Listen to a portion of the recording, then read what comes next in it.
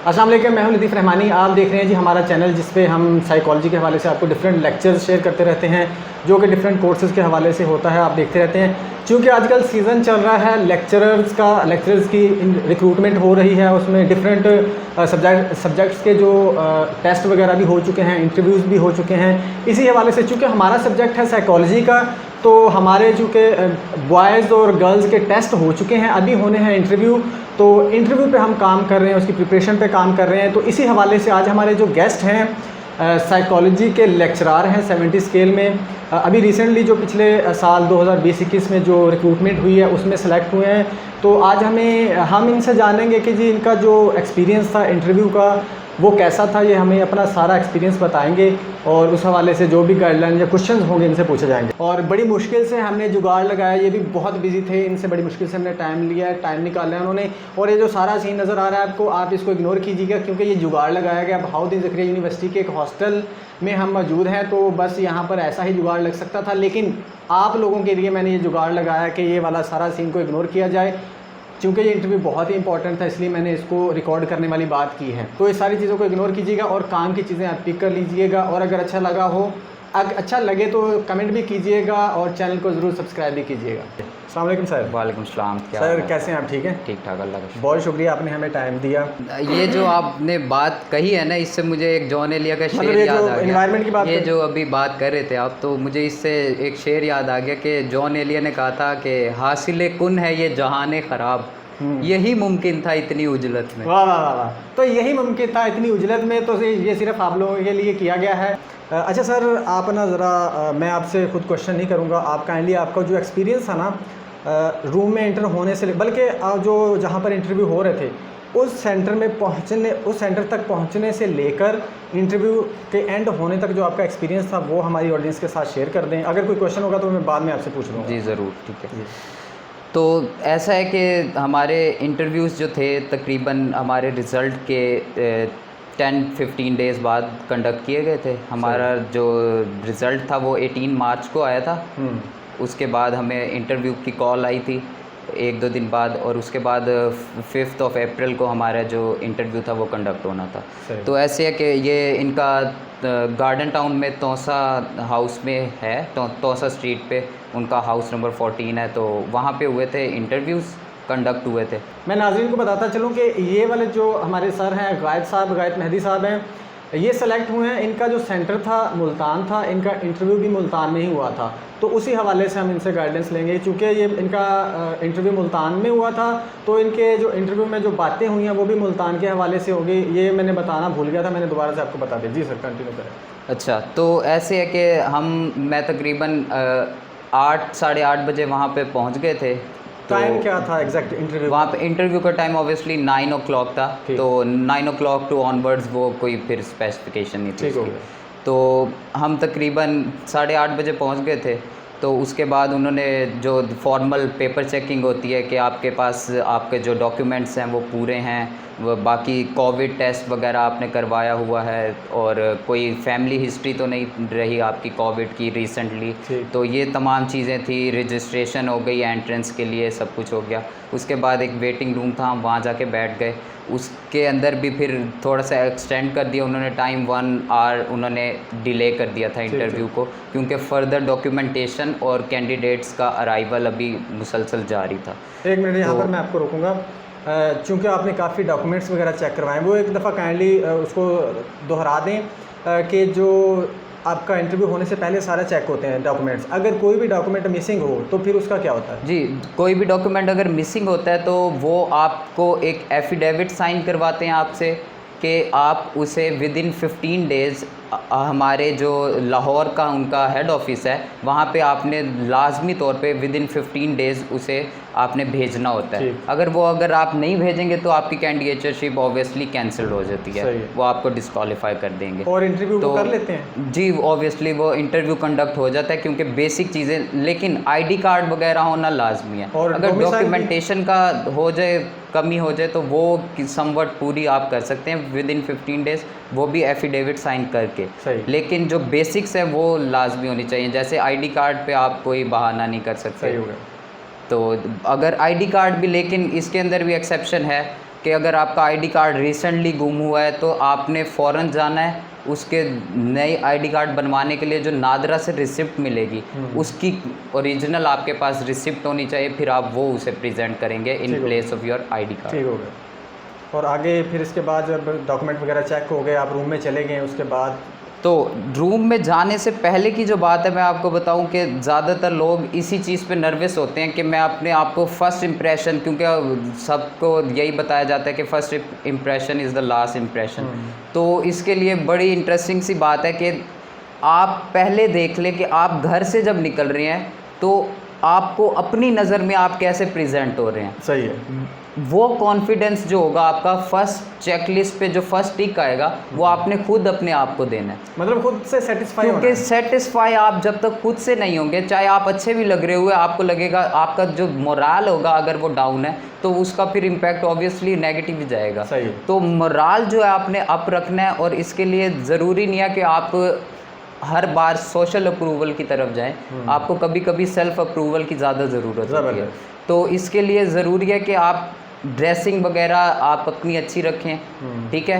आपको खुद अपने ऊपर एतमाद होना चाहिए कि हाँ जी मैं इसको कंडक्शन से पहले भी और कंडक्शन के बाद भी I can be my self, इस चीज़ को ज़रा ज़हन में रखना होता है। बाकी ऐसा कोई मसला नहीं होता मेरे। यानी कि ये जो सारी चीज़ें घूम रही है रूम में एंटर होने तक कि वो आपका सेल्फ कॉन्फिडेंस मैटर करता है चीज़ों को लेके कि आप बेशक चूँकि कैंडिडेट जब वो टेस्ट क्लियर करके आ गया, क्वालिफाई कर गया, उसका नॉलेज तो हो गया ना। ऑब्वियसली जो आपका जो नॉलेज था वो जज हो चुका आपके टेस्ट के बाद से।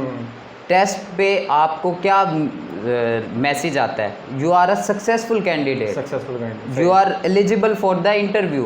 अब बात रह जाती है whether they will allocate you और नॉट, सिर्फ यहाँ पे मसला रह जाता है। अब आपकी एलोकेशन होगी on the base of interview या नहीं। इसका मतलब ये नहीं है कि आपका नॉलेज कम था या आपका खुदा ना खास्ता कोई और कमी रह गई है। आपके टेस्ट के बाद से आपका नॉलेज जज हो चुका है। अब रह जाती है बात कि whether you are suitable, whether your personality is suitable for the job और नॉट। सिर्फ सिंपल सी बात यही रह जाती है, और इसके लिए कॉन्फिडेंस या सेल्फ बिलीव होना बहुत ज़्यादा ज़रूरी है। ज़बरदस्त। तो मैं आपको बता दूं कि आई वॉज अल्हम्दुलिल्लाह वेरी रिलैक्स्ड। रूम में एंटर होने से पहले भी, वेटिंग रूम में बैठे भी, और वैसे मैं बताऊं ऑल इन ऑल सारी कैंडिडेट्स बहुत अच्छे मूड में थे। आप इसमें गपशप कर रहे थे, आप इसमें बातचीत हो रही थी, अपने एक्सपीरियंसेस शेयर कर रहे थे उससे पहले के, अपने जो करंटली, जैसे मैं जॉब पे था उससे पहले मैं एकेडमीज़ और वो टीचिंग कर रहा था, बाकी एक दो और मेरे कॉलीग्स थे वहाँ पे, तो हम सब अपने एक्सपीरियंसेस शेयर कर रहे थे और we were quite relaxed there. तो ये चीज़ बड़ी मैटर करती है। अगर आप स्ट्रेस लेके बैठेंगे तो ऑब्वियसली वो चीज़ रिफ्लेक्ट होगी जाके उस रूम में। सही हो गया। तो उसे कोई डिटेंशन रूम नहीं समझना, कोई सेलर नहीं है। They are just there to talk and they are actually helping yourself. मतलब ऐसा नहीं समझ, वो आपकी हेल्प करने ही बैठे हैं। सही है। They are there to recruit you. ये अब आपके ऊपर है, वो आप उस हेल्प को कितना अच्छा ग्रैब कर सकते हैं। सही हो गया। वो आपको अपॉर्चुनिटी प्रोवाइड करके बैठे हैं, आप उन्हें थैंक यू करते हैं वहाँ पे जाके। आप उन्हें इसीलिए you are thankful to them because they are providing a opportunity to you. तो इसे हवा नहीं बनाना कि आप कहें कि ओहो पता नहीं कौन बैठा होगा, क्या कर देंगे, उनके पास तो लॉर्ड ऑफ एक्सपीरियंस है। वो लॉर्ड्स ऑफ एक्सपीरियंस है उनके पास, वो आपको हेल्प करेंगे उस एक्सपीरियंस के थ्रू। वो आपको ऐसे टोकन क्वेश्चंस करते हैं। अभी मैं इंटरव्यू की तरफ आऊँगा तो आपको मैं बताऊँगा कि आम क्वेश्चंस या कोई सिलेबस से रिलेटेड, करिकुलम से रिलेटेड क्वेश्चन क्या है और टोकन क्वेश्चंस क्या हैं। सही हो। तो खैर, अब रूम में एंटर होने की जो बात है, आपकी, मैंने आपको बताया कि ड्रेसिंग बेहतर होनी चाहिए, और दूसरा आपकी बॉडी लैंग्वेज से उस ड्रेसिंग के साथ आपका कह लें कि रब्त कायम होना चाहिए कि आपकी ड्रेसिंग और आपकी बॉडी लैंग्वेज बता रही हो। अब आप सूट में भी यूं करके फिर रहे हैं तो ऑब्वियसली सूट का कोई फ़ायदा नहीं है। ठीक है। तो वो कहते हैं ना कि एक अगर मास्क दिया गया आपको तो वो या तो आप फिट इन कर रहे होंगे अकॉर्डिंग टू द मास्क, या मास्क को मोल्ड कर रहे होंगे अकॉर्डिंग टू योर फेस। तो ये वाली बात है। अच्छा, दूसरी बात ये है कि आप एंटर हुए रूम में ऑब्वियसली प्लेजेंट बिहेवियर आपने शो करना है, एक स्mirk रखना है अपने फेस पे, एक लाइट सी स्माइल रखनी है, नॉट अ लाफ्टर। ठीक है। तो आप वो इजाज़त लें या वो खुद कह देते हैं अक्सर बैठने का, वो पहले खुद अगर सलाम कर दें तो आपने जवाब देना है, वो नहीं कर रहे तो आपने सलाम करना, इजाज़त लेनी और वहाँ जाकर मतलब अगर पहली बात तो ये कि आपने रूम में एंटर होते हुए इजाज़त ली थी या उसकी ज़रूरत नहीं है? वो इसकी इजाज़त लेने की मुझे इसलिए ज़रूरत नहीं पड़ी क्योंकि मैंने जैसे ही डोर ओपन किया तो उन्होंने मुझे मेरे नेम से बुलाया था। अच्छा। और उन्होंने कहा कि आए गायद मेहदी साहब आके बैठे हैं। लेकिन जैसे ही मैं जाके बैठा और इंटरव्यू कंडक्ट होना शुरू हुआ तो उन्होंने फ़ौरन मुझे कहा कि प्लीज़ इंट्रोड्यूस योरसेल्फ। तो मैं प्रॉपर फिर अपने नेम से और फिर ऑनवर्ड उसी तरह शुरू किया फिर मैंने। सही हो। तो उसके अंदर फिर ये था कि अब इंटरव्यू जब कंडक्ट होना शुरू हुआ तो वहाँ पे पैनल में 3 लोग थे बेसिकली। एक तो ऑब्वियसली जो ब्यूरोक्रेट होते हैं या पीपीएससी की तरफ से जो आए हुए होते हैं वो हेड होते हैं पैनल के। सही है। तो वो थे एक, वो काफ़ी सीनियर वहाँ की डेलीगेसी थी। और उसके बाद 2 आपके पास सब्जेक्ट स्पेशलिस्ट थे, वो किसी डिपार्टमेंट की हेड्स ही थी, ऑब्वियसली एचओडीज़ ही आती हैं। तो यूनिवर्सिटीज़ की एचओडीज़ थी, 2 थी वो, और दोनों फीमेल थी। तो वो थी और एक आपको पता है कि हेड थे वो पीपीएससी की तरफ से आए। सबसे पहले हेड ने क्वेश्चनिंग शुरू की मेरे से। तो उन्होंने मेरे से पहले इंट्रोडक्शन मांगा। तो अब इंट्रोडक्शन में मैंने ऑब्वियसली मैंने कहा कि my name is Syed Ghayat Mehdi, I am from Multan, I have done my masters from Bahauddin Zakariya university Multan and currently I am enrolled as a student of MPhil psychology in institute of southern Punjab.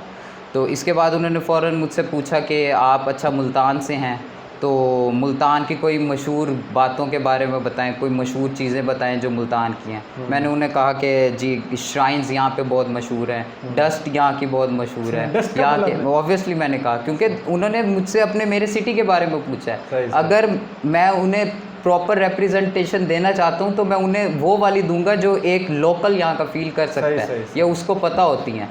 नाज़रीन ये भी देखें, एक बड़ी ही अच्छी बात इन्होंने बताई है कि इन्होंने डस्ट तक का बता दिया, मिट्टी घटे तक का बता दिया है। तो कोई भी चीज़ जो आपके एरिया के बारे में पूछा जाता है, कोई भी चीज़ प्रोमिनेंट है कैसी भी है, वो आपको बता देनी चाहिए। ये भी एक कॉन्फिडेंस को शो करता है, ये वाली चीज़ भी वैसे। जी। तो इसके बाद मैंने उन्हें बताया कि यहाँ पे ग्रेव यार्ड्स बहुत ज़्यादा हैं, ग्रेव यार्ड्स बहुत ज़्यादा यहाँ के मशहूर हैं। फिर सोन हलवा तो आपको पता ही है, पाकिस्तान में कई मुल्तान का जिक्र हो और सोन हलवा के बाद ना हो तो ये तो हो ही नहीं सकता। तो खैर, तो उन्होंने फिर मुझसे पूछा कि अच्छा ग्रेव यार्ड्स भी बहुत यहाँ पे। मैंने कहा जी यहाँ पे काफ़ी रकबे पे भी हैं तो और काफ़ी ज़्यादा मिकदार में भी मौजूद है। यानी कि आपके इलाके के आपने कब्रिस्तान भी बता दिए कि जी मैंने सब कुछ बताया है। सही। तो खैर उसके बाद उन्होंने मुझसे पूछा कि ये उन्होंने हिस्टोरिकल पॉइंट ऑफ व्यू से पूछा था कि किसी दौरे हुकूमत में ये यहाँ मुल्तान जो है कैपिटल भी रह चुका किसी हुकूमत का। तो मैंने कहा ऑब्वियसली जब 1712 में मोहम्मद बिन कासिम आए थे तो उन्होंने जब इस तरफ सेज किया था मुल्तान को तो उस टाइम पे ये कैपिटल रह चुका है। तो इस पे उन्होंने नोट किया मुझसे और उसके बाद उन्होंने ऑनवर्ड करंट सिचुएशंस की तरफ आ गए वो फ़ौरन। तो उन्होंने मुझसे पूछा कि करप्शन के बारे में आपका क्या ख्याल है कि बहुत ज़्यादा बढ़ गई है, तो इसकी रोकथाम के लिए क्या हो सकता है, क्या हम आप सजेस्ट कर सकते हैं कि हमें कौन से इक़दामात करने चाहिए ऐसे। और उन्होंने मुझे एक कह लें कि एक स्टेटमेंट भी दी कि whether we go for the big ones और we go for the small ones, या फिर हम एक साथ ही सब पे दावा बोल दें। और यही वर्डिंग उन्होंने यूज़ की। इसको थोड़ा सा सिंपल मैं कर देता हूँ कि उन्होंने पूछा है कि अगर करप्शन को हमने ख़त्म करना तो हमें बड़े लोगों को पकड़ना चाहिए, छोटे लोगों को नीचे से पकड़ना चाहिए, यही कहना चाह रहे हैं? जी बिल्कुल। उन्होंने कहा कि या तो बड़े लोगों को डायरेक्ट उन पे हाथ डाला जाए या फिर छोटे लोगों से स्टार्ट किया जाए या फिर एक साथ ही सब पे अटैक किया जाए। तो मैंने उन्हें कहा कि ऑब्वियसली देखें कि जो फैसिलिटेटर्स हैं वो हमारे लिए रीच करना बहुत ज़्यादा ईजी है निस्बतन इसके कि हम डायरेक्ट किसी बड़े क्योंकि यहाँ पे टू बी वेरी ऑनेस्ट आपको भी पता है कि बड़े लोगों पे हाथ डालना क्वाइट फ्रैंकली इतना आसान नहीं है क्योंकि लॉ। अब इसमें एक चीज़ मैं ऐड कर दूँ, ये इंटरव्यू का हिस्सा तो नहीं है उस इंटरव्यू का, लेकिन मैं वैसे ही सिंप्लीफाई करने के लिए अपनी स्टेटमेंट को बता रहा हूँ कि अरिस्टोटल ने कहा था कि law is a web made by the rich for the poor. तो बात यही है और यहाँ पे इसकी इम्प्लीमेंटेशन हो रही है कि यहाँ पे लॉ बज़ाहिर यही कहा जाता है कि लोग बनाने वाले हैं, लेकिन ऐसा होता नहीं है। वो सिर्फ अपने तहफ़्फ़ुज़ के लिए बनाया हुआ है, और उन्होंने बनाया हुआ है जो कि सबसे ज़्यादा उससे बाहर हैं, ठीक है, उस लाइन को क्रॉस करते हैं। तो उस सिनेरियो को मद्देनज़र रखते हुए अब जब करप्शन इतनी बड़ी हुई है तो हम डायरेक्टली उन तक नहीं पहुंच सकते। अब मैंने उन्हें यही कहा कि मैंने कहा सर उन तक पहुंचना, उन तक रसाई हासिल करना काफ़ी हमारे लिए टफ़ हो जाएगा, तो इसलिए हमें ज़रूरत है कि हम क्या करें कि फैसिलिटेटर्स की तरफ पहले जाएं। हम फैसिलिटेटर्स को पकड़ेंगे, दे विल प्रोवाइड अ, कह लें कि हमें एक हिंट प्रोवाइड करते हैं, एक क्लू प्रोवाइड करते हैं, एक बिगनिंग प्रोवाइड करते हैं कि हम एक ट्रैक की तरफ फिर गामजन और फिर हम बड़ों तक पहुंच सकें, हमें प्रूफ मिल सके उनके खिलाफ, हमें उनके वीक पॉइंट्स मिल सकते हैं इससे। और फिर एग्जांपल्स भी आपके सामने हैं, जैसे मैंने एक दो बड़े केसेस जो प्रीवियस डेकेड्स में हुए हैं, तो मैंने ऑब्वियसली वो फिर उन्हें कोर्ट भी किए थे, तो क्वाइट फ्रैंकली उन्हें फिर काफ़ी अच्छा उन्हें मतलब समझ आ गया, अच्छा गया। बिल्कुल ये एलैबोरेट किया ना सब चीज़ों, बिल्कुल ऐसी सही हो गया। उसके बाद उन्होंने मुझसे पूछा कि आप AJK का क्या स्टेटस है। AJK मीन्स आज़ाद जम्मू कश्मीर। सही से उन्होंने पूरा नाम उन्होंने लेकिन मुझसे ऐसे ही पूछा था कि AJK का क्या स्टेटस है। हमें एक मिनट, सॉरी मैं आपको काट रहा हूँ। नाज़रीन ये चीज़ भी याद रखिएगा कि बाज़ दफ़ा वो आपको हिंट देंगे, आपको कंप्लीट स्टेटमेंट नहीं दे रहे होंगे, आपका चेक करने के लिए कि आप कितना अवेयर हैं अपने आसपास से, करंट अफेयर से, तो ये इससे भी आपको हिंट मिलता है कि इस पॉइंट ऑफ व्यू से भी आपने चीज़ों को देखना है। जी अच्छा, तो मैंने उन्हें कहा कि सर ऑब्वियसली पाकिस्तान में इलेक्शंस हुए थे, कह लें कि रिसेंटली हुए थे, गिलगित बल्तिस्तान में आपको याद हो तो वो उन दिनों में इलेक्शंस हुए थे। तो मैंने कहा सर हमारे अपॉइंटेड वहाँ पे अब कैबिनेट मेंबर्स मौजूद हैं, हमारे अपॉइंटेड नॉमिनेटेड बंदे मौजूद हैं, वहाँ पे वज़ीर मौजूद हैं, तो पाकिस्तान तो ऑब्वियसली यही क्लेम करता है कि दैट इज़ आर टेरिटरी, तो दैट इज़ आर पार्ट आज़ाद जम्मू कश्मीर। फिर उन्होंने मुझसे कहा कि अच्छा इंटरनेशनली फिर क्या कहेंगे आप। मैंने कहा कि हमें पता है कि इंडिया हमारे क्लेम को ऑब्वियसली नहीं मानता, वो कहता है कि सिर्फ कश्मीर जो डिस्प्यूटेड एरिया वो नहीं, बल्कि ये सारे का सारे ही क्या है कि उस क्लेम को हमारे नहीं मानता। तो मैंने कहा कि दैट इज़ डिस्प्यूटेड इंटरनेशनली, लेकिन हम जो पाकिस्तानी बींगा पाकिस्तानी हमें यही पता है कि दैट इज़ आवर टेरिटरी, और वहाँ पे अब हुकूमत भी हमारी ही है समवट, जैसे भी जिस भी स्टेट में हम अलग से नाम लेके कह देते हैं, लेकिन अब वो प्रोविंस की हैसियत भी उसे हासिल होगी है गिलगित को, तो ऑब्वियसली फिर इस वजह से हमारी टेरिटरी वो कहलाएगी। ज़बरदस्त। तो इसके बाद उन्होंने मुझसे पूछा कि whether 2 party system is good या फिर हमें मल्टीपल पार्टी सिस्टम की तरफ जाना चाहिए। ठीक हो गया। तो मैंने कहा कि बिल्कुल multiple party system is far better than 2 party system. अब इसके लिए क्यों है ऐसा, क्योंकि 2 पार्टी सिस्टम क्या है, वो मौरूसी सियासत की को प्रमोट कर रहा है। 2 पार्टी सिस्टम का मतलब है पावर जो है वो कंप्राइज कर रही है सिर्फ स्पेसिफिक ग्रुप ऑफ पीपल, वो एक जगह पे रिस्ट्रिक्ट होके रह रही है, आप तमाम की तमाम पावर एक स्पेसिफिक ग्रुप के हवाले कर रहे हैं, तो that will be very very devastating for the society, for the country.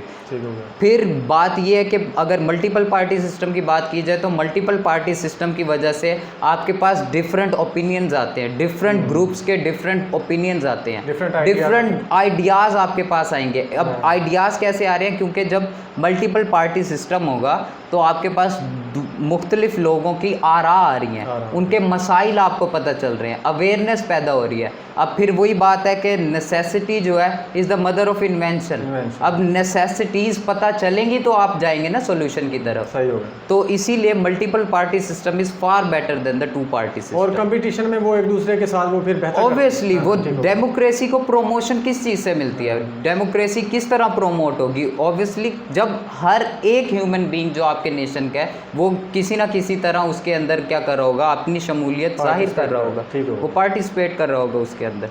खैर उन्होंने फिर इसी वजह से सारी आपने जो अभी एक्सप्लेनेशन दी है ये सारी उधर दी थी आपने? जी बिल्कुल, ये मैंने सारा कुछ उधर बताया था। और इसके साथ मैंने फिर ये भी ऐड किया कि हमारे पास ब्रिटिश रूल के बाद से हमारे पास अब तक एक ही चीज़ है, वो पावर जो हमें दे के गए थे वो एक चिट की पावर दे के गए थे, जो हम वोट कहते हैं जिसे। तो वोट जो है, ये वोटिंग सिस्टम जो है, ये डेमोक्रेसी जो है, ये इलेक्टोरल सिस्टम जो है, ये बेसिकली क्या है, ये एक फिल्ट्रेशन सिस्टम है। ये ओवरनाइट आपको रिजल्ट्स नहीं प्रोवाइड करने वाला, लेकिन ओवर द ईयर्स मैं बिलीव करता हूँ कि ये प्रोवाइड करेगा रिजल्ट। अब मैंने उन्हें यही बात की, मैंने कहा sir this is a filtration system, ये ओवर द ईयर्स आपको क्या करेगा, रिजल्ट प्रोवाइड करेगा। लेकिन फिर मैंने ये बात भी उन्हें की कि लेकिन ये चीज़ जैसी भी है, बुरी भी होगी अच्छी भी होगी, इसके अंदर बहुत सारी चीज़ें ऐसी हैं, हम ब्लेम कर रहे होते पॉलिटिशियंस को, लेकिन हम ये नहीं कह सकते कि इट इज़ कह लें कि कंपैरेटिवली हम डिक्टेटरशिप की तरफ चले जाएं। मैंने कहा डिक्टेटरशिप से फार बेटर है फिर भी, मतलब जितनी भी इसमें खामी है डिक्टेटरशिप, लेकिन डिक्टेटरशिप से ये फार बेटर है। और इस पे उन्होंने फिर ना उन्होंने इस चीज़ को काफ़ी इंटरेस्टिंगली उन्होंने नोट किया इस पे, और मीनिंगफुल नोट मतलब किया वो उन्होंने इस हो रहे थे। पे। वो उन्होंने काफ़ी अच्छा मुझे इसका वो दिया, रिव्यू दिया था, सही हो। रिस्पॉन्स अच्छा दिया था ठीक, इस पे फिर। ठीक। तो फिर उन्होंने फ़ौरन मुझसे सवाल किया, उन्होंने हेड ने, कि अच्छा आप फिर बताएं कि जो डेमोक्रेसी की डेफिनेशन है वो हमारी सोसाइटी में लागू हुई भी है। हाँ। तो मैंने थोड़ी सी स्माइल की और उसके बाद मैंने उन्हें कहा कि sir to be very frank, जो हमने डेफिनेशन पढ़ी हुई है इन आर बुक्स या जो हमें पढ़ाया जाता है यूनिवर्सिटीज़ में, कॉलेजेस में, वो डेफिनेशन, क्योंकि मैंने पॉलिटिकल साइंस भी पढ़ी हुई है, तो वो डेफिनेशन तो मुझे कहीं भी लागू हुई भी नज़र नहीं आई, टू बी ऑनेस्ट। तो इसके बाद उन्होंने कहा कि ठीक है, थैंक यू। जैसे ही हेड ने क्वेश्चनिंग उनकी ख़त्म हुई है तो उन्होंने मुझे रेफ़र कर दिया one of the subject specialist जो बैठी हुई थी HOD 2 में से, वो right side of the table जो थी। उन्होंने सबसे पहले उन्हें कहा कि मैं क्वेश्चनिंग कर चुका हूँ तो अब आप क्वेश्चनिंग शुरू कर दें। उसने मुझसे पूछा कि अच्छा आपने BZU से मास्टर्स किया हुआ है? मैंने कहा जी मैंने बाउद्दीन ज़करिया यूनिवर्सिटी से मास्टर्स किया था, मेरा सेशन था 2017 टू 2019। तो उन्होंने पूछा आप करंटली आप एनरोल्ड हैं किसी प्रोग्राम में? मैंने कहा yes ma'am, I am enrolled in MPhil psychology in institute of southern Punjab. तो उन्होंने पूछा फिर कि अच्छा आपकी क्लासेस, क्योंकि कोविड का सीज़न चल रहा था, तो उन्होंने मुझसे पूछा कि आपकी क्लासेस भी ऑनलाइन ही हो रही होंगी? मैंने कहा जी मैम हमारी क्लासेस अभी ऑनलाइन ही हैं।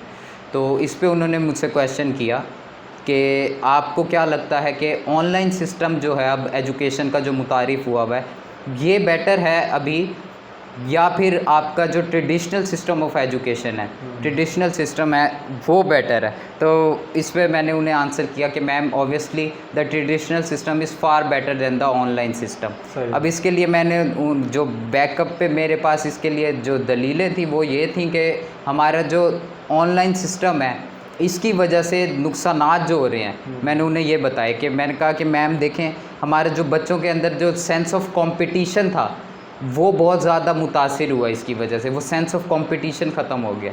फिर हमारे पास जो कह लें कि बच्चे जिस वजह से रेगुलर हुए हुए थे कि रोज़ाना स्कूल जाना, वो रेगुलरिटी, वो लेक्चर्स की प्रॉपर सेपरेशन होना, तो वो जो उनकी रेगुलरिटी थी वो बहुत ज़्यादा इफ़ेक्टेड है इसकी वजह से। फिर हमारे पास जो कह लें कि जो सोल पर्पस था एग्ज़ामिनेशन का वो डिमोलिश होके रह गया। अब एग्ज़ामिनेशन क्या रह गई थी बेसिकली, सिर्फ आपके पास पेपर आ जाता था, आपने वो क्या करना है किसी भी तरह से, और वो जिस भी तरह से हो रहा है, एक स्पेसिफिक टाइम लिमिट ज़रूर मौजूद थी लेकिन वो जो मॉनिटरिंग थी वो नहीं थी आपके पास, तो उसका कोई फ़ायदा नहीं है फिर एग्ज़ामिनेशन का। तो वो बहुत ज़्यादा मुतासिर हो रही थी। तो इसलिए traditional system was and is far better than the online system. इसके बाद उन्होंने मेरे से एक साइकोलॉजी की तरफ आई, उन्होंने मुझसे कहा कि आपने मोटिवेशनल थेरीज पढ़ी होंगी साइकोलॉजी की? तो मैंने कहा यस मैम मैंने पढ़ी हुई हैं। तो उन्होंने मुझसे कॉलर की, आई थिंक मुझे अब नेम सही याद नहीं है, लेकिन उन्होंने मुझसे किसी मोटिवेशनल थेरी के बारे में पूछा कि आपको उसके बारे में मालूम है? तो मैंने कहा कि sorry ma'am I don't remember या I don't know about it. तो उन्होंने कहा चलें हम स्विच कर लेते हो क्वेश्चन। तो उन्होंने मतलब कि आपसे मोटिवेशन के हवाले से क्वेश्चन पूछा गया था, आपको नहीं है, पहला ही क्वेश्चन था ना साइकोलॉजी से, जी, आपने सॉरी कर लिया था। जी ठीक हो गया। ये नाज़रीन ये बात जहन में रखिएगा, पहला ही क्वेश्चन सब्जेक्ट से रिलेटेड किया गया और इनको नहीं आया था, इन्होंने सॉरी कर लिया था। इसके बाद अब इस पे इंटरेस्टिंग बात बताऊं मैं आपको। अब इसका मतलब ये नहीं है कि अब टोटली आपका इंटरव्यू गया। हाँ, कुछ क्वेश्चंस ऐसे होते हैं, अब मैं आपको जो मैंने आपको कहा था टोकन क्वेश्चंस और दूसरे क्वेश्चंस के बारे में, कुछ क्वेश्चंस ऐसे होते हैं जिस पे आपको वो आपसे राय मांग रहे होते हैं, हाँ। उनका आंसर करना आपको बनता है। जैसे उन्होंने मुझसे पूछा करप्शन को एंड करने के लिए आपको क्या लगता है, क्या इकदामात करने चाहिए। सही सही। अब वो उसके बारे में मुझे बताना पड़ेगा। उन्होंने मुझसे एक सजेशन मांगी है, उसे मैं सॉरी नहीं कर सकता था, सॉरी सर मुझे पता ही नहीं है। हाँ। फिर कहाँ गया नॉलेज आपका, ठीक है। तो उन क्वेश्चंस को आप स्किप नहीं कर सकते, लेकिन कुछ क्वेश्चन ऐसे होते हैं कि आपको इस चीज़ के बारे में पता है, हाँ। वो टोकन क्वेश्चन है, क्लोज्ड एंडेड हो जाएगी, वो टोकन क्वेश्चन है। वो आप पास, आपसे 10 भी करें, आप 10 पास कर दें, लेकिन कॉन्फिडेंस के साथ करें। आप उस पर सोचने बैठेंगे, आप कहेंगे अच्छा ऐसे था वैसे था, उसमें नहीं पढ़ना आपने, इस झंझट में पढ़ना ही नहीं आपने। उनका टाइम भी बहुत कीमती है, आपका टाइम भी बहुत कीमती है। सही हो गया। तो आप जैसे ही बौखलाहट का शिकार होंगे, उन्हें पता चल जाएगा ये इसके पास सॉल्यूशन नहीं है। हाँ।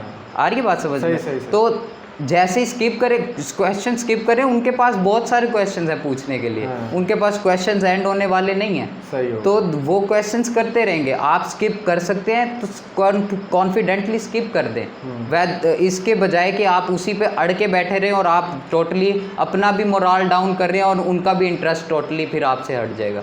तो इस चीज़ को बहुत ज़्यादा मद्देनज़र रखना होता है। तो कुछ क्वेश्चंस ऐसे होते हैं जिस पे आप नहीं बोल सकते, आपके लिए नहीं है वो। कोई एक क्वेश्चन तो ऐसा आएगा जिस पे आप बोल सकते हैं, आप उस पे अपना बेस्ट दें, आपको उन्हें पता चल जाएगा कि वेदर ही कैन स्पीक और नॉट, ख़त्म होगी बात। तो इस चीज़ को काफ़ी ज़्यादा आपने जहन में रखना होता है कि कुछ क्वेश्चन ऐसे होते हैं आप स्किप कर सकते हैं। वो बच्चे अक्सर समझते हैं कि इंटरव्यू में क्वेश्चन मुझे ये नहीं आया, ओहो मेरा इंटरव्यू तो गया। सही। इस चीज़ को कभी भी आपने इसकी टेंशन नहीं लेनी, ठीक है। तो token questions can be skip, ये याद रखिएगा। ठीक हो गया। उसके बाद कौन सा? अच्छा, इसके बाद उन्होंने फ़ौरन मुझसे कहा कि अच्छा चले मैं स्विच कर लेती हूँ क्वेश्चन को, आपने मैस्लो की हायरार्की पढ़ी होगी। तो मैंने कहा यस मैम, ऑब्वियसली ये तो पढ़ी हुई है मैंने। और तो कहती हैं कि इसकी इम्प्लीकेशन जो है हमारी सोसाइटी में, ये कितनी हद तक एप्लीकेबल है हमारी सोसाइटी में। तो मैंने उन्हें बताया, मैंने कहा मैम हमारी सोसाइटी जो है वो बेस्ट है मैस्लो की हायरार्की को अप्लाई करने के लिए, क्योंकि जो डेवलप कंट्रीज़ हैं वहाँ पे ये वाले मसाइल नहीं मौजूद कि food, shelter, security that is provided by the government. यहाँ पे क्या है, अंडर डेवलप्ड कंट्रीज़ में अनफॉर्चुनेटली, हमारे कंट्री में क्या है कि हम अभी तक वो रोटी कपड़ा मकान के झंझट में हम उसी के लिए स्ट्राइव कर रहे हैं टोटली। तो वो हायरार्की, अगर कोई फर्म आपको सपोजली वो ये तमाम चीज़ों का वादा करके, इन चीज़ों को पूरा करके आपको एक जॉब भी ऑफ़र कर रही है, आप उसकी तरफ परस्यू करेंगे या नहीं करेंगे? आप उस ऑर्गेनाइजेशन की तरफ लॉयल होने की कोशिश करेंगे कि नहीं करेंगे? You will give your best to them. तो यही बात है। तो ये हायरार्की हमारी सोसाइटी में बेस्ट है अगर अप्लाई करने पे आए हम। तो इस पे उन्होंने नोट किया और फिर उन्होंने पास ऑन कर दिया। उन्होंने यही सवाल किए उन्होंने मुझसे बस। और उसके बाद उन्होंने आगे पास ऑन कर दिया। जो मैम थी, I think government college university की तरफ से थी, तो उन्होंने मुझसे फ़र्स्ट ऑफ ऑल क्वेश्चन किया कि आप एमफिल के स्टूडेंट हैं? मैंने कहा यस मैम, एमफिल के स्टूडेंट। देख लिया, उन्होंने फिर से मुझसे रिपीट किया, उन्होंने फिर रिपीट किया ये चीज़। तो मैंने कहा यस मैम, एमफिल के स्टूडेंट हैं। तो कह रहे हैं रिसर्च वर्क आपने? मैंने कहा yes ma'am, I am pursuing research. तो उन्होंने कहा कि best of luck for your research. फिर उन्होंने मुझसे सवाल किया कि अच्छा आप ये बताएं कि हेलुसिनेशन एंड एल्यूजन, इनमें क्या फ़र्क है? सही है। तो मैंने उन्हें बताया कि illusion is basically wrongly perceiving a spectacle, कि आई एक स्पेक्टिकल जो कि एग्जिस्ट करता है उसे रॉन्गली परसीव कर रहा है, तो डैट इज़ एल्यूजन। तो इसके बरक्स हेलुसिनेशन क्या है, एक चीज़ एग्जिस्ट ही नहीं करती और वो आप परसीव कर रहे हैं, उसको सेंस आप कह रहे हैं कि आप उसको सेंस में लेके आ रहे हैं, उसको कह लें कि विजुअल है या ऑडिटरी है या जो भी है।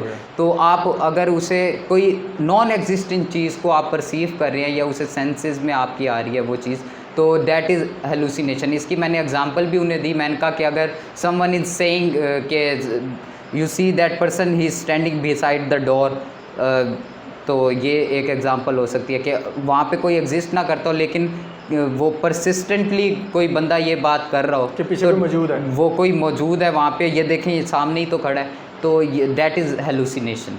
तो उन्होंने इसका मुझसे पूछा कि ये किसी साइकोलॉजिकल डिजीज़ से रिलेटेड है, तो मैंने उन्हें बताया कि yes ma'am, it is related to the positive symptom of schizophrenia. तो ये स्किज़ोफ्रेनिया का एक पॉजिटिव सिम्टम है। तो उन्होंने कहा ठीक है। इसके बाद उन्होंने मुझसे पूछा पॉजिटिव साइकोलॉजी क्या है। अब ये पॉजिटिव साइकोलॉजी जो है ये कह लें कि ओवर द 5 इयर्स का टेन्योर है, इसमें काफ़ी ज़्यादा इस पे अब वर्क होना शुरू हो गया। तो उन्होंने मुझसे पूछा तो मैंने उन्हें बताया कि मैम पॉजिटिव साइकोलॉजी क्या है, बेसिकली जो आपके पॉजिटिव एस्पेक्ट्स हैं, ये साइकोलॉजी की वो ब्रांच है जो कहती है कि हमने ठीक है डिजीज़ के बारे में पढ़ना है, हमने साइकोलॉजिकल डिसऑर्डर्स के बारे में पढ़ना है, माल फंक्शनिंग के बारे में पढ़ना है, सब चीज़ें हैं ये। वो पैथोलॉजी हो गई एक साइड पे, क्लिनिकल साइकोलॉजी हो गई एक साइड, लेकिन वो चीज़ जो एक normal person day to day face कर रहा है और उसके अंदर कुछ ऐसी सलाहियतें मौजूद हैं जिसे अगर हम पॉलिश कर दें तो वो उसकी एनहांसमेंट और उसकी बेटरमेंट के लिए बहुत ज़्यादा काम आएंगी। तो उस एस्पेक्ट को पॉजिटिव साइकोलॉजी देखती है। जैसे कि आपके ऑर्गेनाइजेशनल साइकोलॉजी में होता है, आपकी ग्रूमिंग के लिए जो होता है, जो आपके एप्टीट्यूड टेस्ट्स होते हैं, वो क्या कर रहे होते हैं, बेसिकली आपकी एनहांसमेंट, आपकी पर्सनैलिटी बिल्डिंग के लिए ज़रूरी होते हैं। तो उसको जो होता है वो फोकस करती है पॉजिटिव साइकोलॉजी।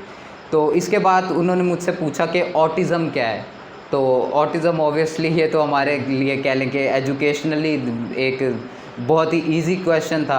तो मैंने उन्हें बताया ma'am it is a psychological disorder, basically ज़्यादातर प्रेवलेंस इसकी चिल्ड्रन में होती है और ये एक स्पीच डिसऑर्डर है बेसिकली, जिसके अंदर स्पीच फॉर्मेशन का बहुत ज़्यादा मसला होता है। ठीक है, लैंग्वेज फॉर्मेशन, वर्ड्स कह लें कि प्रोनंसिएशन का काफ़ी ज़्यादा मसला होता है। फिर इसके अंदर आप कह लें कि एक कोमॉर्बिडिटी पाई जाती है किस चीज़ की, हाइपर एक्टिविटी की, अटेंशन डेफिसिट होना, ठीक है, रनिंग माउथ होता है, फ्लैपिंग ऑफ हैंड्स, ये सारे सिम्टम्स वगैरह उसके अंदर मौजूद होते हैं। तो ये चीज़ मैंने उन्हें कही, तो उसके बाद उन्होंने नोट किया मुझे, उन्होंने कहा ठीक है बेहतर। तो इसके बाद उन मैम की तरफ देख के कहा कि आई थिंक दैट्स इनफ। तो दोनों ने नोट किया, तो कहते हैं कि थैंक यू, बस यही सारा आपका बिल्कुल ये एंड हुआ।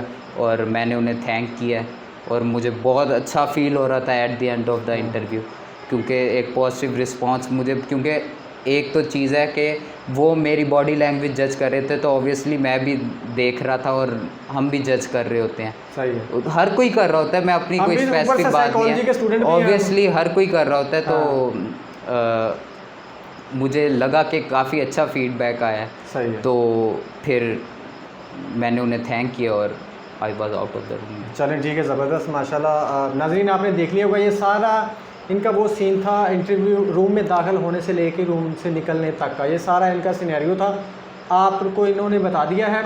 अब आपने अपने हिसाब से देखना कि इस जो सारे सिनेरियो से आप क्या चीज़ें अखज़ कर सकते हैं और क्या सीख सकते हैं।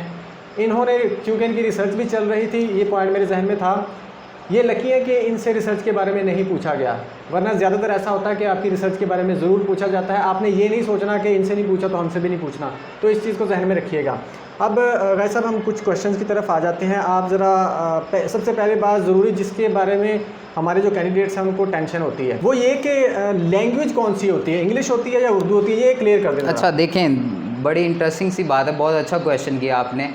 उन्होंने मुझसे स्टार्ट जो किया था, दे वर स्पीकिंग इंग्लिश ऑब्वियसली, और मैं अपना इंट्रोडक्शन सारा इंग्लिश में दिया था। मैंने अपना इंट्रोडक्शन सारा इंग्लिश में दिया। उन्होंने पहला क्वेश्चन मुझसे इंग्लिश में किया, मैंने इंग्लिश में आंसर किया उन्हें, लेकिन द मोमेंट ही switch to Urdu, I switch to Urdu as well. मतलब उन्होंने जैसे ही मौका दिया, जैसे ही उन्होंने मौका दिया, आई ग्रैब्ड इट। सही हो गया। और उन्होंने किया भी इसीलिए कि ज़रूरी नहीं है कि आप एक ही लैंग्वेज, और ये नहीं कि अगर वो सिर्फ इंग्लिश में बात करें तो आपको इंग्लिश में ही करने हैं। इंग्लिश में बात करते हुए अटकने से फार बेटर है कि आप उर्दू में उन्हें उर्दू में अच्छा बोल लें, बायलिंगुअल हो जाए, कोई मसला नहीं है। सही हो गया। इंटरव्यू बायलिंगुअल हो गया, और ऐसा नहीं है कि वो ही शुरू करें। मैं ज़्यादा इसी को ही प्रोमोट करूँगा कि ठीक है, अगर आप कर सकते हैं इंग्लिश में तो बहुत अच्छी बात है, लेकिन अगर आपको थोड़ा सा भी मसला हो रहा है इंग्लिश बोलते हुए, या आपका नई सेंटेंस स्ट्रक्चर का वो उतना स्ट्रेंथेंड है, तो और फ्लुएंट नहीं हो पा रहे इतना, कुछ लोग होते हैं लिखने में बहुत अच्छे होते हैं, फ्लुएंट होते हैं, लेकिन बोलते हुए नहीं हो पाता इतना, तो आप उर्दू बोलें, कोई मसला नहीं है वहाँ पे। वो मतलब आपको उन्होंने पाबंद नहीं किया था? उन्होंने बिल्कुल पाबंद नहीं किया। ठीक हो गया, ठीक हो गया। अच्छा, उसके बाद ड्रेसिंग के बारे में बता दें कि ड्रेसिंग जो है बेसिकली प्रॉपर जो ऑफिस ड्रेसिंग होनी चाहिए आपकी वही होनी चाहिए। मैंने ऑब्वियसली 2 पीस पहना था, ठीक है, उसके साथ टाई बहुत बेहतर लगता है कि टाई होनी चाहिए, क्योंकि कॉलर बटन वो फिर रहता है कि ओपन रखें क्लोज रखें, ये चीज़ बहुत ज़्यादा, तो इसलिए मैं यही कहूँगा कि टक इन शर्ट ऊपर आप, और कलर का ध्यान रखना बहुत ज़रूरी होता है। बहुत ज़्यादा ब्राइट कलर्स पहनने की कोई ज़रूरत नहीं है, ठीक है। लाइट ब्लू बहुत अच्छा लगेगा और उसके साथ वाइट शर्ट होते जो ठीक है, लेकिन मैंने ग्रे सूट था मेरा और उसके साथ ब्लैक शर्ट थी, तो सिंपल कलर्स रखें, ठीक है। ब्राइटनेस या उसकी तरफ कोई चार्म की तरफ जाने की ज़रूरत नहीं है। जो ऑफिस ड्रेसिंग होती है प्रॉपर उसके साथ रहें, और ऑफिसर्स शूज़ पहने विद लेसेस, तो वो ज़्यादा पसंद वो किया जाता है। सही हो, तो वो बेटर है। और उसके बाद मुझे ये बता दें कि जो आप आगे चेयर पे बैठे थे, वो बैठने का अंदाज़ क्या था, तरीका क्या था? देखें, अपराइट होके बैठना है आपने। आप वहाँ पे कोई पिकनिक के लिए तो गए नहीं है, या आप किसी फ्रेंड से बात नहीं कर रहे। एक आपका बॉडी पोस्चर होता है, एक आपकी बॉडी लैंग्वेज होनी चाहिए, जिससे आपको उन्हें लगे भी कि यू आर अटेंटिव, ठीक है। तो अपराइट होके बैठें आप, ये हाथ फोल्ड करने की कोई ज़रूरत नहीं है, ऐसे लटकाने की, ये शोल्डर बेंड करने की कोई ज़रूरत नहीं। आपने अपराइट होके बैठना है, और ज़्यादा बेहतर मैं यही समझता हूँ कि जेस्चर्स का इस्तेमाल आप इंटरव्यू के दौरान कर सकते हैं, लेकिन ये नहीं कि यहाँ हाथ जा रहा हो या यूँ बात कर रहे हो। आप यूँ हाथ रख सकते हैं ऐसे, ठीक है, या फिर आप यूँ अपराइट होके यूँ बैठ सकते हैं। और मोस्ट जो इम्पॉर्टेंट चीज़ है, आप उन्हें फेस कर रहे हैं जब, तो वो एक रूल होता है, वो कहते हैं कि बिटवीन द आइज़ देखें। हाँ। अगर आप आई कांटेक्ट में झिझकते हैं तो आप बिटवीन द आइज़ फोकस रखें और फिर बात करें। सही। इसकी बहुत ज़्यादा अहमियत है। और दूसरा ये कि मैं ये कहूँगा कि आपकी आँख की जो सफ़ेदी है ना, वो नज़र नहीं आनी चाहिए। अब आँख की सफ़ेदी का मतलब ये है कि आप सोच भी रहे हैं ना, तो उन्हें ये ना लगे कि आप किसी दुनिया में खो गए, यूँ ये नहीं होना चाहिए। वो आँख की सफ़ेदी नहीं नज़र आनी चाहिए। आप सोच भी रहे हैं तो उन्हें देखते हुए, या कह लें कि कम से कम फेस उन्हें कर रहे हो आप, ठीक है, तो उस तरह बात करनी चाहिए। आई कांटेक्ट बहुत ज़्यादा ज़रूरी है। फिर ये बात कि जो क्वेश्चन कर रहा है उसके साथ तो ज़रूरी है ही है, बाकी भी सुन रहे हैं आपको, वो भी आपके सामईन है, तो आपने उनको भी क्या करना है, इंगेज रखना है। ठीक ठीक, ज़बरदस्त, सही हो गया। नाज़रीन, यहाँ पर 2-3 चीज़ें कवर हुई हैं। एक तो बैठने का अंदाज़, दूसरा आई कांटेक्ट आपने लाजमी मेंटेन करना है, और अगर सोचना भी है, सोच तो सकते हैं ना, लेकिन सोचना भी उनकी तरफ, बिल्कुल बिल्कुल, ठीक हो गया। उनसे आई कांटेक्ट आपने नहीं गंवाना।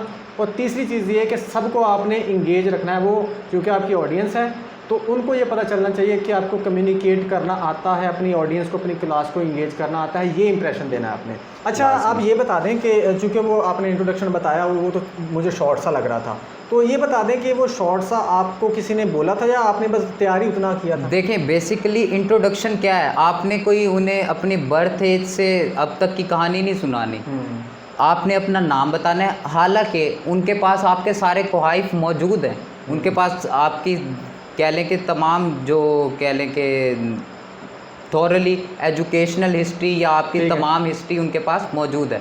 आपने क्या करना है, आपने अपना नाम बताना है, आप कहाँ से हैं आपने ये बताना है, ठीक है। उसके बाद आपकी जो करंट, जो मोस्ट कह लें कि रीसेंट आपने की हुई है डिग्री, वो आपने बतानी है। और अगर आप करंटली किसी प्रोग्राम में इनरोल्ड हैं तो वो बता दें, वरना उसकी ज़रूरत नहीं है। अगर आपका कोई एक्सपीरियंस है या कोई ऐसी एक्टिविटी जो आपको लगता है कि ये काम कर सकती है, यहाँ पर उसका फ़ायदा हो सकता है, वो ऐसा है कि अगर आप करंटली उसमें इंगेज हैं तो आप ज़रूर बताएं, उसे आप रिलेट कर सकते हैं। अच्छा, एक बात ये भी बता दीजिए कि आपका जो इंटरव्यू हो गया था, उसके बाद क्या प्रोसीजर था, या उसके बाद कितना टाइम लगा, या उसमें कोई प्रॉब्लम वगैरह तो नहीं हुई, वो ज़रा एक्सपीरियंस अपना शेयर करें। अच्छा, इसका बड़ा इंटरेस्टिंग सा सिनेरियो है कि तकरीबन हमारा हुआ था, मैंने आपको बताया कि इंटरव्यू जो हमारा हुआ था 5 अप्रैल को हुआ था, और हमारा रिज़ल्ट पता है कब आया? हमारा रिज़ल्ट आया 21 अक्टूबर को। ओ तेरी का। तो ये तमाम अरसा जो है ना, ये बड़ा मायने रखता है। हाँ। अब इसके अंदर क्या होता है कि बहुत सारी चीज़ें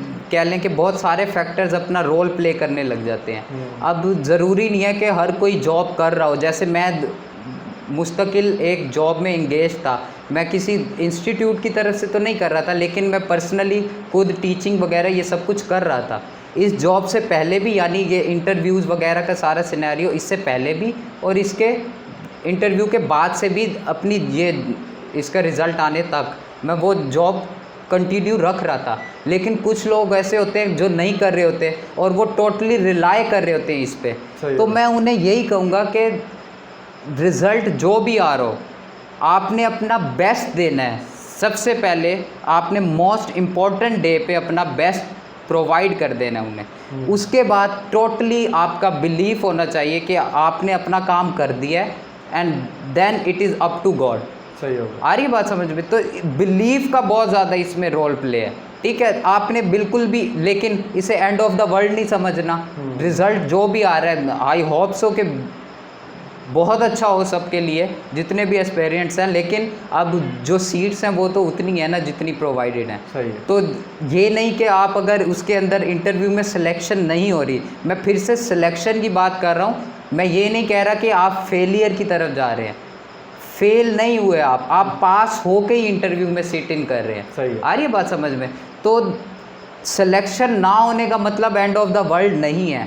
फिर ट्राई करें, और बहुत सारी अपॉर्चुनिटीज़ मिलेंगी। और ये तमाम बीच का अरसा जो है, ये अपनी होप जो है, आपने अपना बिलीफ जो है उसको कभी नहीं, उसका दामन नहीं छोड़ना आपने। ठीक हो गया। ये बहुत ज़्यादा इम्पोर्टेंट है। यानी कि नाज़रीन, यहाँ पर सर कहना चाह रहे हैं कि एक तो आपने डिमोटिवेट नहीं होना, दूसरा बिलीव रखना है खुद पे, बिल्कुल, और तीसरा रिज़ल्ट जैसा भी है उसको एक्सेप्ट करना है।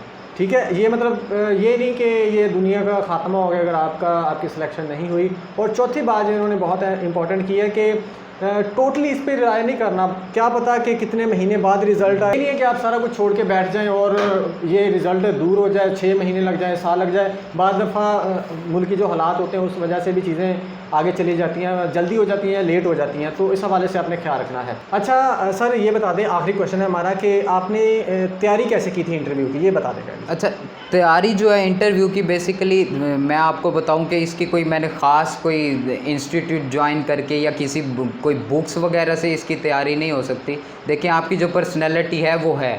इसके लिए सिर्फ आप ये कर सकते हैं कि आप अपनी डे टू डे रूटीन अच्छी कर सकते हैं। मैं इसके अंदर इस फैक्टर को बहुत ज़्यादा मद्देनज़र रखता हूँ कि आप किसी वजह से या किसी फॉरेन एजेंट की वजह से अपनी पर्सनल ग्रूमिंग को उस पर इन्हिसार कैसे कर सकते हैं। पर्सनल ग्रूमिंग एक ऐसी चीज़ है, वो किसी की मोहताज नहीं है, वो आपके अपने लिए है। सही। खाना जो आप खा रहे हैं वो किसके लिए है? आपकी अपनी ग्रोथ के लिए है ना।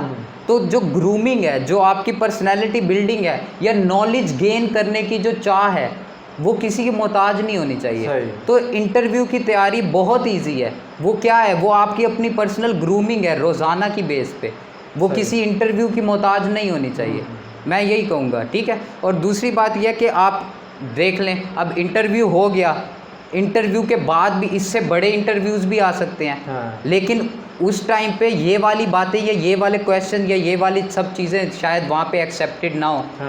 तो क्या मैं इतनी ग्रूमिंग पे या इसी स्टेज पे रुक जाऊंगा, इसी लेक्चरशिप पे रुक जाऊंगा? ऐसा नहीं होता। ये नेचर ही नहीं है, ये फितरत का अमल नहीं है। चेंज आती रहती है। तो आप किसी के मोहताज होकर क्यों अपने अंदर चेंज या बेटरमेंट लाना चाहते हैं? तो इंटरव्यू की तैयारी यही है कि आप रोज़ाना की बेस पे बगैर किसी चीज़ को मद्देनज़र रखते हुए आप अपनी ग्रूमिंग पे ध्यान दें। यानी कि खुद पर्सनैलिटी डेवलपमेंट पे डेवलपमेंट पे। ठीक हो गया, चूँकि नॉलेज तो उन्होंने देख लिया आपका, अब आपकी पर्सनैलिटी चेक करनी है। बिल्कुल ऐसे ही है। तो नाज़रीन, बड़ी अच्छी बात की है इन्होंने कि आपकी जो पर्सनैलिटी ग्रूमिंग है, पर्सनैलिटी डेवलपमेंट है, इम्प्रूवमेंट का जो सिस्टम है, ये किसी का मोहताज नहीं होना चाहिए। आपको खुद को पता होना चाहिए मैंने अपनी पर्सनैलिटी कैसे अच्छी बनानी है, इंप्रेसिव बनानी है। यही बेसिकली इंटरव्यू में आपके काम आना है। आपका नॉलेज चेक हो चुका है, अब आपका कॉन्फिडेंस, आपकी पर्सनैलिटी चेक होनी है, आपका IQ और आपका EQ चेक होना है। तो उस हवाले से आपने चीज़ों को देख के और प्रिपेयर करना है। बड़ी अच्छी बात की है कि स्ट्रेस लेने की या कोई इंस्टीट्यूट ज्वाइन करने की ज़रूरत नहीं है। आप अपनी पर्सनैलिटी को ग्रूम करें, इम्प्रूव करें, बेहतर करें और जाके अपना इंटरव्यू दे दें। अल्लाह ताला आपको कामयाब करेगा। तो जी नाज़रीन, ये था सारा सिनेरियो, ये था सारा सीन इनके इंटरव्यू का। ये इन्होंने जो मतलब कि रूम में एंटर होने से लेके एंड होने तक, बाहर निकलने तक सारी चीज़ें बता दी। इसके अलावा भी हमने कुछ क्वेश्चंस पूछे हैं ड्रेसिंग के हवाले से, सिटिंग के हवाले से, एक्सप्रेशंस के हवाले से, आई कॉन्टैक्ट के हवाले से। आई होप कि लाजमी आपकी इससे हेल्प होगी और इंटरव्यू की प्रिपरेशन करने में आपको हेल्प होगी, क्योंकि ये कामयाब हो चुके हैं, इनकी सिलेक्शन हो चुकी है। मैंने इनको बोलते हुए इसलिए नहीं टोका कि मैंने सोचा कि जो एक एक वर्ड है, एक एक सीन है, वो एक एक लम्हा आपको पता चल जाए कि इंटरव्यू इनका किस तरह से हुआ था और इनकी सिलेक्शन भी हुई है। तो आई होप कि आपकी ज़रूर इससे हेल्प होगी। अगर हेल्प हुई हो, अगर आपको अच्छा लगा हो तो चैनल को ज़रूर सब्सक्राइब कीजिएगा और कमेंट करके भी ज़रूर बताइएगा, लाइक भी कीजिएगा। Thank you so much.